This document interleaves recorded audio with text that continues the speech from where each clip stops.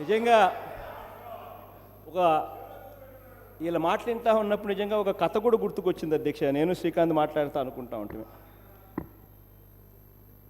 Gajaraju road మీద నడుస్తూ పోతూ ఉంటే కుక్కలు మొరుగుతూ ఉన్నాయంట. నిజంగా ఆ కథ శ్రీకాంత్ చెప్తా ఉంటే నిజంగా వీళ్ళు మాట్లాడిన మాటలు కూడా కాస్త బాధ అనిపించిన ఆ కథ మాత్రం ఊరట కలిగించింది అధ్యక్ష. ఈ ఉపమానం కరెక్ట్ కాదు అధ్యక్ష, ఈ ఉపమానం కరెక్ట్ కాదు. కుక్కలు అనేటువంటి సంబోధించడం అనేటువంటిది కరెక్ట్ కాదు.